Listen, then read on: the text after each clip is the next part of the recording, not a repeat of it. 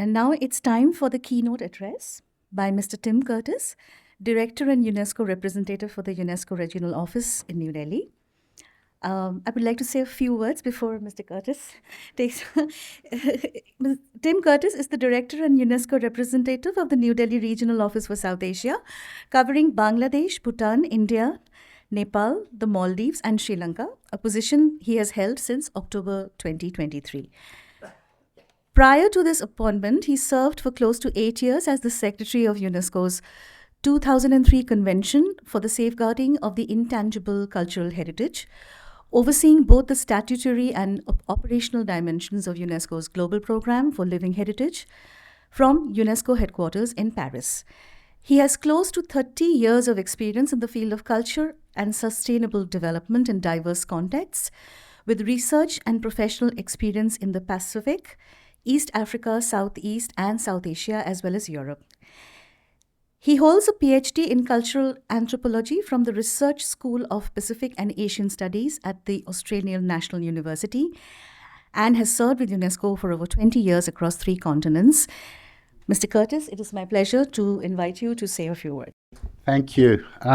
His Excellency Mr. Riaz Hamdullah, High Commissioner of Bangladesh to India, Dr. Tripta Thakur, Vice Chancellor, Mr. Amar Sinha, Director and Group CEO of BSES Delhi, and of course, Mr. Amrutre and Mr. Sankap Vishnu, who are the founders of the Vrihi Foundation, everybody here, ladies and gentlemen, colleagues.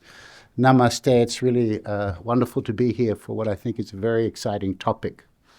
So I'd like to begin today, not with a definition, but of an image.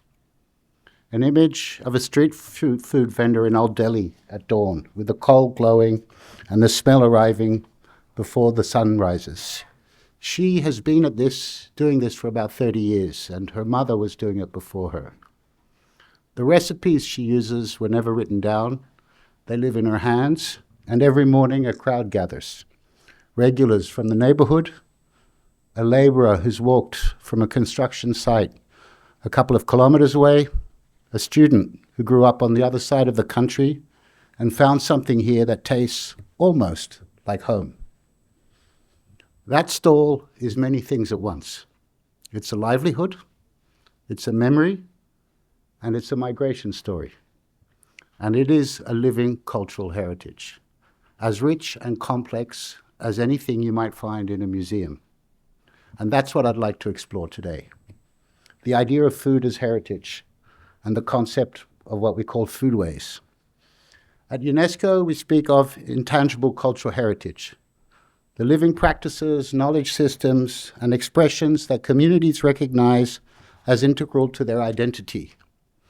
They involve crafts, oral traditions, festivals, but foodways also sit at the very heart of this concept. Because foodways are more than what we eat, they encompass entire systems of knowledge, how food is grown, how it is prepared, how it is shared, and how it is remembered.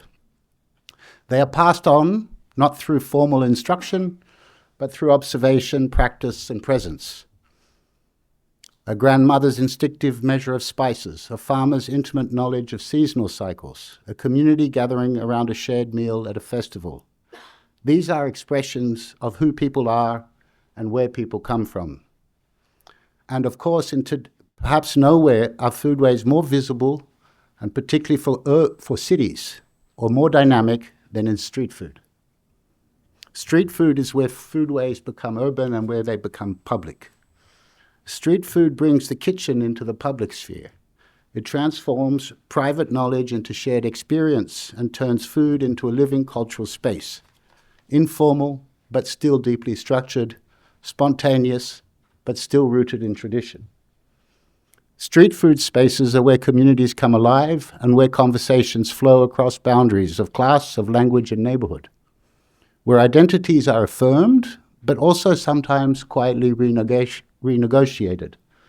For many people, and this is what I'd like to dwell on a bit today, and in line with the topic, street food is above all an experience of migration. Internal migrants who have left their villages for the city. Refugees rebuilding lives in unfamiliar places.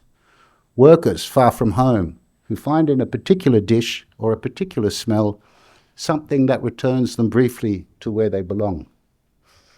Street food economies around the world are often sustained by these migrants, both internal migrants and cross-border migrants, who carry culinary knowledge shaped by movement, by displacement, and adaptation. And in this sense, street food is not only cultural expression, it is also the biography of mobility itself. A single dish can carry centuries of exchange, ingredients from one region, techniques from another, adapted over time to local tastes and conditions. Just think of the journey of the chili, which is a New World crop that became inseparable from South Asian cuisine within only 2 centuries. Or the way dosas across the Indian Ocean and found new forms across Southeast Asia. Food moves because people move. And when people move under pressure, as migrants, as displaced communities, as those seeking work, their food becomes the most tenacious carrier of their identity, the thing most resistant to erasure. At UNESCO, we recognize intangible cultural heritage as heritage, and the UNESCO representative list of intangible cultural heritage of humanity now includes more than 50 inscribed culinary practices, reflecting themes of social cohesion, community identity, and also what we can call food diplomacy. For example, 8 of these inscriptions are multinational nominations, countries jointly recognizing shared food heritage across borders. At a time when the world often emphasizes difference, these nominations are a quiet but powerful act of solidarity. Living heritage becomes a language of cooperation, of shared identity across national and political lines. But for our discussions today, probably the most relevant inscribed element is Singapore's hawker culture, which was inscribed in 2020 on the UNESCO representative list. Hawker centers in Singapore are food markets, but they are also community dining spaces where different ethnic communities, Chinese, Malay, Indian, and others, eat side by side every day in an urban environment and in a modern urban environment that might otherwise fragment along communal lines. Crucially, they reflect the history of migration. The food itself is the record of who came from where and how they settled. But Singapore made a deliberate policy choice to protect and integrate hawker culture into its vastly growing urban fabric, providing affordable stalls, sustaining transmission to younger vendors, and recognizing, just the fact of recognizing hawkers as custodians of heritage, not just as informal traders. This is a model that has been successful and could be replicated. But India, of course, offers some of the world's most compelling examples of how culinary heritage shapes urban identity. UNESCO has recognized 2 Indian cities, Lucknow and Hyderabad, under the Creative Cities Network in the field of gastronomy, celebrating the extraordinary depth and layering of their food traditions. And India's street food is also inseparable from the story of migration. The Chaat of Delhi carries traces of partition. The Vada Pav of Mumbai reflects the great internal migrations that built that city. The street food of any major Indian city is, in real sense, a palimpsest of human movement, each wave of arrivals leaving its mark on what is cooked, what is sold, and what is eaten in the public space. And this is a heritage of extraordinary richness, even if it can be fragile, because street food spaces by their nature are dynamic and vulnerable. Rapid urbanization, changing consumer habits, and regulatory pressure often push street food vendors to the margins, sometimes removing them entirely from the urban landscape in the name of modernization or of hygiene. And when that happens, we do lose something, and we lose more than a stall. We lose repositories of cultural knowledge. We lose entry points into urban livelihoods for newly arrived migrants. We lose the informal community spaces where social cohesion is quietly maintained meal by meal. And we often lose the most marginalized. Many street food traditions are sustained by women, by family enterprises, and by communities whose knowledge systems are undervalued precisely because they operate outside of formal structures. So any serious policy framework must recognize these vendors not as problems to be managed, but as bearers of heritage to be supported. Safeguarding street food means moving also beyond just preservation as documentation, the archive, the photograph, the ethnographic record, towards safeguarding as a living, evolving practice. It means inclusive participatory policy. It means giving vendors genuine agency in decisions about the spaces they inhabit. So at the moment, at a global level, UNESCO is developing an international food atlas and a digital platform to document and transmit foodways across generations, tools that can help make this heritage visible and valued at scale. But platforms and databases are not sufficient on their own. The challenge is to move from appreciation to action, integrating cultural heritage into urban planning, supporting vendors through inclusive regulation, ensuring that safeguarding is led with communities rather than imposed on them. How many urban plans recognize markets, street food, as part of their cultural heritage?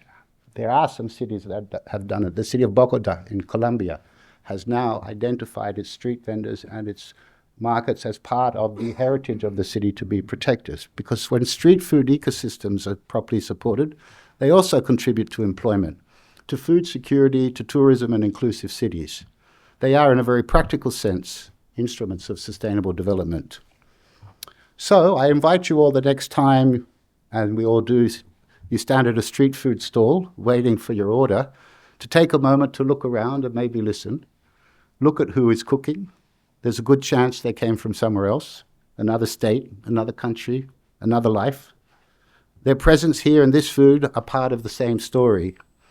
And what you're witnessing is not just a transaction. It is culture being practiced, negotiated and shared in real time. It's the resilience of people who carry their heritage with them across distances and find new ways to make it live in new places.